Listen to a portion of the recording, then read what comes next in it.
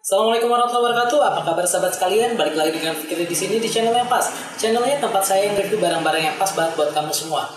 Enggak semua dari kita ketika beli laptop baru langsung dapet yang pas. Kadang-kadang ketika kita mau beli barangnya nggak ada yang pas di pasaran, atau kadang-kadang ada barang yang pas tapi dana kita pas-pasan. Nah, beruntung banget kalau di antara saat kita beli barang yang nggak pas itu, kita bisa dapat laptop yang upgradable. Jadi mungkin laptopnya nggak oke-oke banget, tapi dia punya banyak opsi upgrade yang bisa kita manfaatkan sewaktu-waktu kalau ternyata laptop itu mentok ketika sedang kita pergunakan. Nah, di video kali ini saya bakal kasih tutorial gimana caranya upgrade sebuah laptop dari HP yang bakal kita ubah.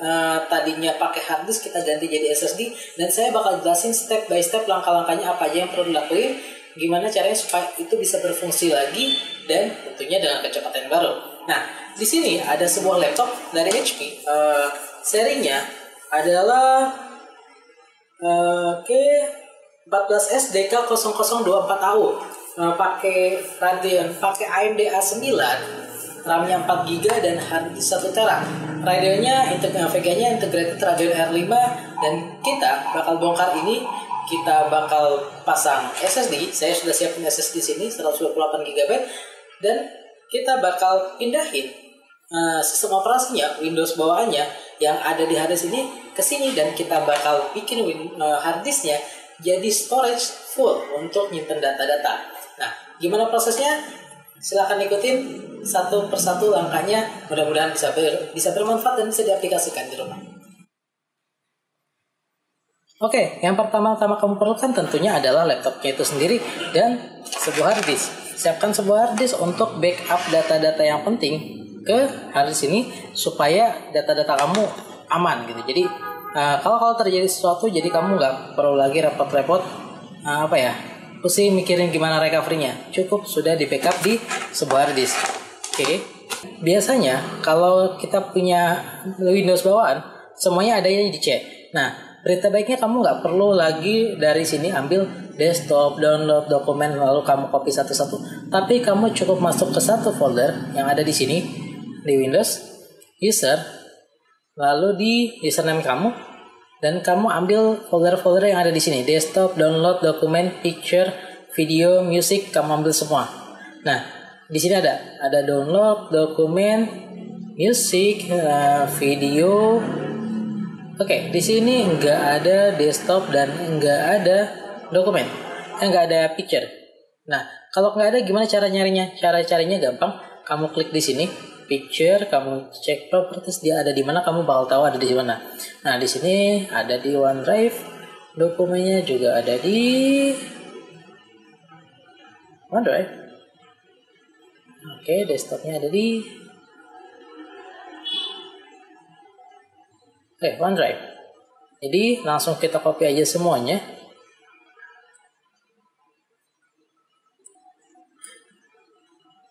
Ke hard disk yang sudah kita siapin.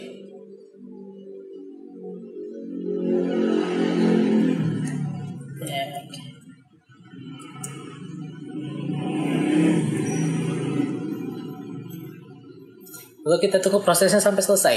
Nah, gimana kalau ada data-data lain di selain yang tadi ada di folder itu? Biasanya kamu tahu, misal kamu taruh di C, silakan saja di backup sekalian. Oke sahabat sekalian, sekarang kita langsung masuk pada proses pemasangan si SSD-nya. Di sini udah saya siapin SSD-nya 128 GB, pakai mereknya XPG. Dia speednya di angka 2000-an. 2200 kalau nggak salah. Untuk seri SX 6000 Lite ini cukup banget untuk nambahin kecepatannya, dimana kalau pakai hard disk kan paling enggak dia cuma sekitar 100 MB per second, 80 sampai 100 MB per second. Atau kalau memang di hard disknya lumayan cepet, kayak saya pakai SSHD, saya bisa dapat sampai di angka 130 MB per second. Tapi umumnya biasanya hard disk di angka 80 sampai 100 MB per second.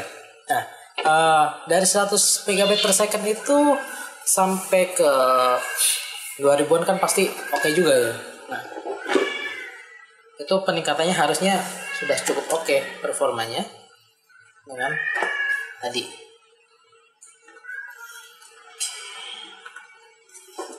Oke.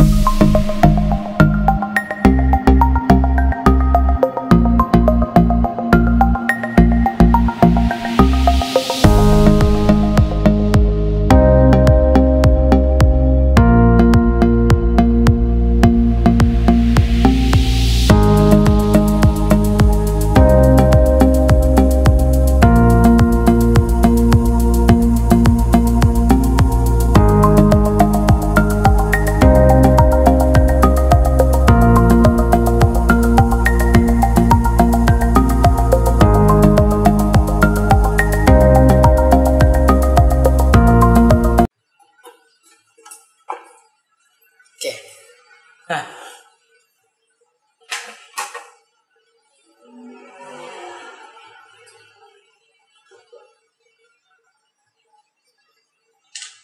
ini kalau mau lihat, oke, ini jeroannya.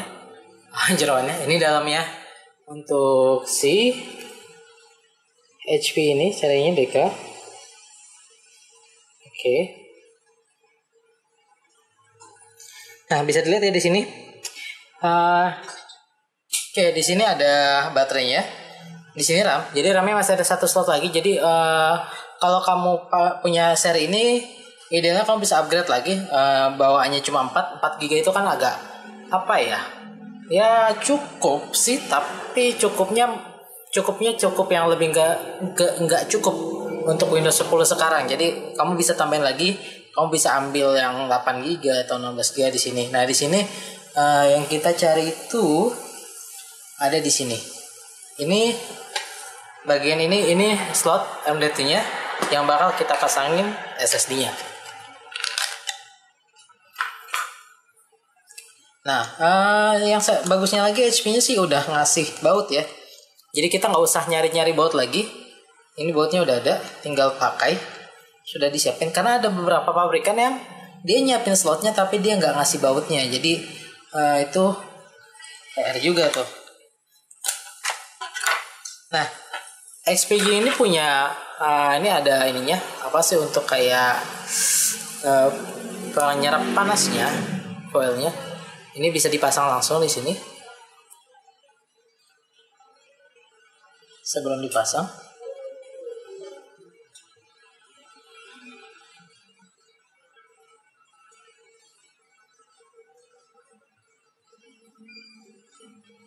kita pasang ya. Jadi ini untuk ngebantu supaya panasnya nggak terlalu tinggi, jadi merata kayak semacam heatsink lah. Di sini kita pasang.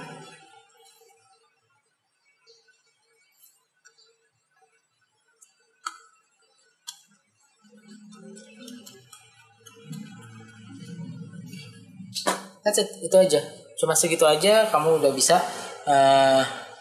ganti apa ya, udah bisa nambahin upgrade dari tadinya cuma pakai hard disk pakai SSD, tambahin SSD, selesai. Enggak, masih panjang, masih ada lagi.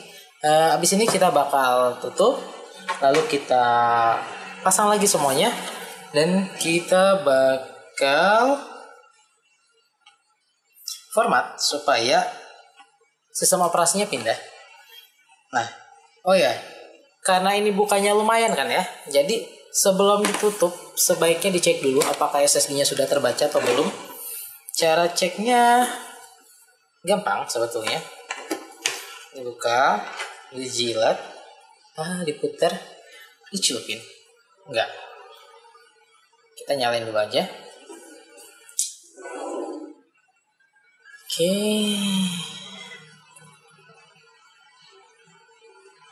Kita masuk startup check. Di sini ada F2. Oke, kita bisa di sini ada English.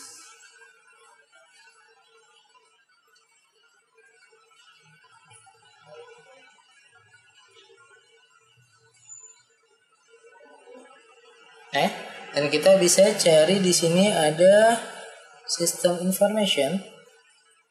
Kita cek storage. Nah, di sini storage-nya udah masuk ya. Ada ATA yang bawaannya nih 931 GB 1 TB. Nah, tambahan barunya adalah NVMe ADATA SX 6000 Lite. Nah, dia ada 119 GB. Nah, ini 128 GB. Kalau udah kayak gini berarti udah masuk. Jadi udah kebaca, udah aman, kamu bisa matiin lagi. Lalu kamu bisa pasang dulu tutupnya. Oke. So, kita pasang-pasang dulu.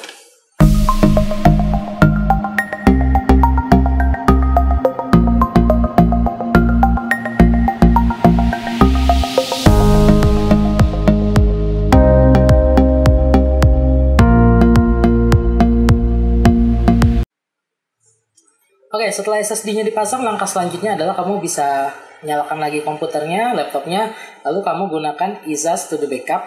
Kamu nanti bisa dicek di description untuk link downloadnya di mana. Ambil yang free aja, yang trial, Tom. Oke, di sini ada. Saya buka. Nah, nanti kalau sudah dibuka, ambil yang di sini. Ada tandanya. Nah, ini clone.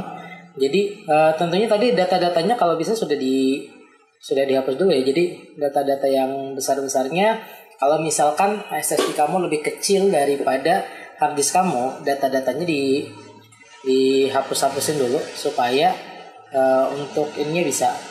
Nanti.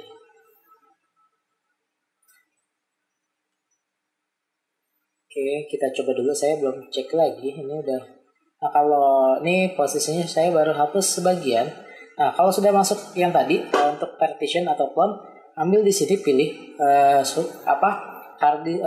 di sumbernya, storage sumbernya itu hard disk. Ini kita pakai yang tadi. Terusnya kita next. Lalu kita pilih hard disk yang SSD yang bakal kita jadikan tujuan untuk di-clone. Nah, di sini ada advanced option. Diklik advanced option, lalu di optimize for SSD. Kalau memang si SSD-nya cukup besar atau lebih besar dari, ya paling enggak setengahnya lah atau lebih besar dari harddisknya, kamu bisa ambil sektor by sektor clone untuk mastiin bahwa itu memang exactly same. Tapi kalau enggak, kamu ambil optimize for SSD aja di clone biasa. Lalu kalau sudah next. Nah, ini berarti kalau ada muncul kayak gini berarti ada data yang di hard disk ini lebih besar daripada ukuran SSD-nya. Nah, kalau itu yang terjadi, kamu harus hapus dulu data-datanya. Kita hapus dulu.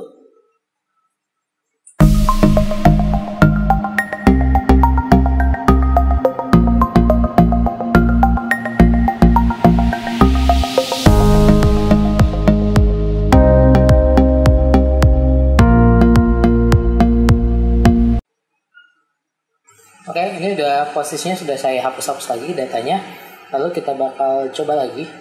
Masih dengan setting yang sama. Tadi pastiin lagi advanced option-nya dioptimize untuk SSD. Nah, ini kalau sudah cukup. Jadi kalau tadi nggak bisa, nih udah bisa. Sekarang udah cukup ukurannya. Kita tinggal proceed aja. Nanti kita tunggu sampai dia selesai untuk clone datanya. 1 hour later. Nah, kalau udah 100% kayak gini berarti proses cloningnya udah selesai. Tinggal finish. Nanti bedanya setelah di-clone sama sebelum di-clone. Kalau lihat di PC-nya nanti jadi ada 2. Kalau tadinya cuma ada 1, si C aja sekarang jadi ada 2. Nah, ini adalah cloningan dari sistem yang udah ada. Nah, supaya ini bisa di-booting, bisa dibaca jadi sistem operasi utamanya, bukan yang sebelumnya, berarti kamu harus booting dulu, harus reboot dulu. Reboot bukan reboot, berantem, reboot. Oke, restart. Kamu harus restart dulu. Dan masuk ke mode BIOS. Ke mode BIOS. Nah, BIOSnya itu pencet F2 ketika baru masuk, nanti biasanya kalau di laptop F2, ada beberapa laptop yang pakai F10, tapi ntar kita cek aja di sini. Oke, F10 ya pakainya. Oke, BIOS. Nah, kalau sudah tadi sudah selesai di clone, supaya ini bisa kebaca, pertama kamu masuk ke BIOS dulu. Beda-beda. Biasanya di laptop ada F2, tapi kalau di HP itu dia pakainya F10. Nah, di bootnya ini kita ganti. Jadi di bagian boot option ada UEFI. Biasanya ada di BIOS yang lain boot, cari aja pokoknya OS Boot Manager-nya. Oke.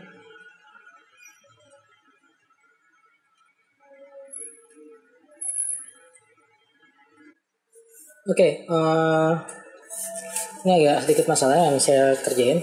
Untuk HP yang saya pakai untuk contoh ini dia agak sedikit aneh untuk BIOS-nya karena kita nggak punya pilihan untuk ambil ambil boot manajernya pakai yang mana. Jadi kita storage kita kebaca, SSD-nya yang ini kebaca, harddisknya kebaca, tapi kita nggak bisa milih, dia langsung default ngunci di harddisknya. Nah, cara yang saya pakai di sini, kalau kamu punya tipe yang sama, tipe yang lain biasanya sih enggak langsung masuk boot manager kayak tadi, langsung masuk boot manager selesai. Ini nggak bisa.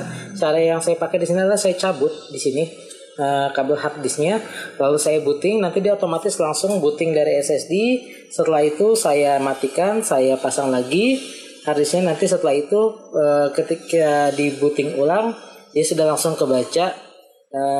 Jadi untuk boot manajernya yang di booting adalah yang SSD, bukan yang di harddisk. Oke, ini udah tadi setelah kita cabut, udah kita booting. Saya sudah booting duluan, dan ini posisinya sekarang bootingnya udah langsung dari SSD. Kita bisa lihat lagi di BIOS-nya. Saya bakal tunjukin ke kamu semua. Kita masuk ke BIOS. Kalau di HP ingat F10 bukan F2. Standarnya biasanya F2, tapi di HP F10. Oke. Nah, di sini di boot option-nya udah berubah. Boot manajernya, nah di sini boot manajernya Windows Boot Manager ADATA SX 6000 LNP. Nah itu adalah SSD yang saya pasang. Jadi dia memang nggak bisa diganti-ganti, dia nggak kebaca nih. Padahal ada dua. Harusnya ada ADATA si SSD-nya dan ada harddisknya, tapi nggak tahu kenapa di BIOS seri ini nggak kebaca. Jadi kalau kamu ngalamin hal yang sama, pakai laptop merek apapun, coba dicabut aja dulu harddisknya, nanti baru di booting untuk supaya itu kebaca, lalu matiin lagi, colok lagi harddisknya, nanti dia udah kebaca kayak gini nih. Oke, ini udah kebaca, jadi kita bisa booting ulang. Kita lihat kecepatannya sudah pakai SSD, masih dengan spesifikasi yang sama, masih A9, RAM-nya masih 4GB. Bedanya cuma sekarang dia sudah pakai SSD untuk sistem operasinya, dan sistem operasi yang lama jadi harddisk. Nah itu kan beda, ini cepet banget nih. Ini udah pakai SSD yang cepat, bukan pakai SSD yang ini lagi, bukan SATA lagi, tapi SSD NVMe yang ini kecepatannya kalau nggak salah di sekitar 1800 sampai 2000 Mbps.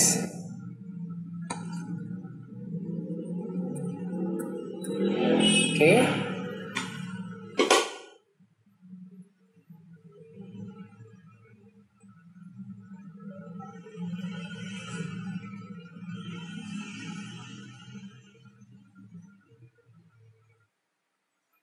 Oke, ini udah masuk, udah selesai.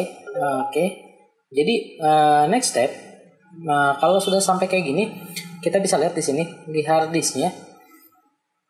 Jadi ada dua. Nah, yang ini SSD, yang ini harddisknya, harddisk yang tadi, yang 1 tera bawaannya. Ini udah jauh lebih cepat lah ya, udah lebih smooth. Nah, sekarang kita bakal masuk ke step terakhir, gimana kita bakal format si harddisk ini. Yang tadinya cuma yang tadinya isinya macam-macam, ada Windows-nya segala macam, kita bakal format semuanya jadi kosong.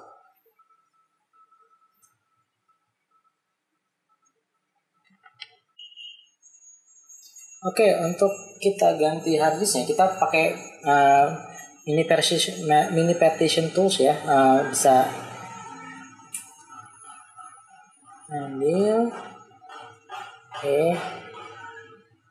ini ada yang free-nya, bisa dipakai. Kenapa saya pakai mini partition tools? Nanti untuk deskripsinya boleh, linknya saya bakal taruh di deskripsi. Karena kalau kita pakai sebenarnya kita bisa ubah partisinya pakai Windows. Di sini kita tinggal Windows X, ada disk management, kita bisa ubah sebetulnya partisinya, kita bisa beresin ini ya, jadi full kosong. Tapi biasanya dia nggak bisa untuk hapus yang yang UEFI sistemnya kita nggak bisa hapus. Jadi kalau untuk saya sih 260 MB ya sayang aja, nganggur nggak jelas. Jadi daripada dia nganggur nggak jelas, juga gini, ada partisi bawaan yang nggak bisa kita apa-apain, kan? Ini recovery partition, sebenarnya kita nggak butuh banget, karena di sini juga ada nanti yang sudah di-clone-nya. Jadi kita pakai tools luar yang bakal kita pakai.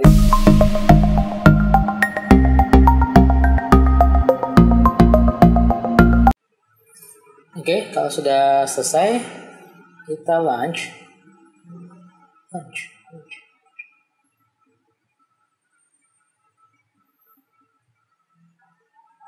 Oke, nah di sini kita kebaca ada 2 hard disk di sini. Yang pertama yang ini, yang sudah jadi sistem kita. Ini SSD-nya, ini yang hard disk-nya. Saya pengen hapus semuanya. Kita hapus aja semuanya.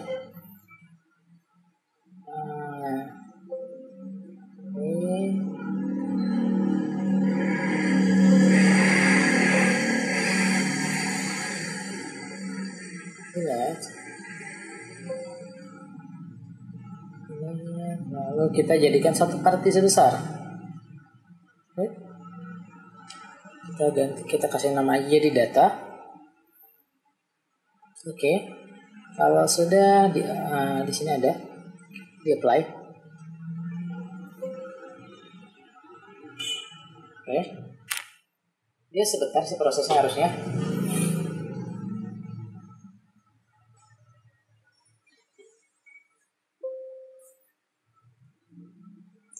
Oke, ini udah kita apply.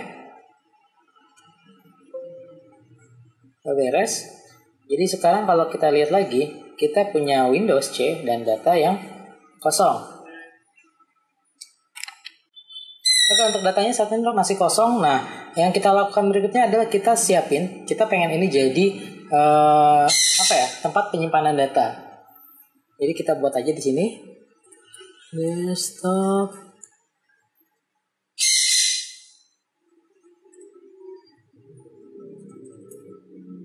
Dokumen.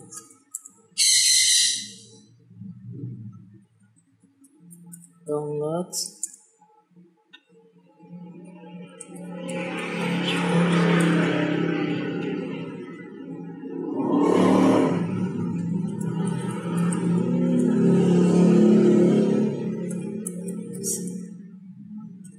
Oke, kita bikin data folder-folder yang kita butuhin. Lalu kita klik di sini. Desktop, kita klik kanan, propertiesnya kita buat, terusnya locationnya kita buka, locationnya kita ganti jadi lokasi yang baru. Oke.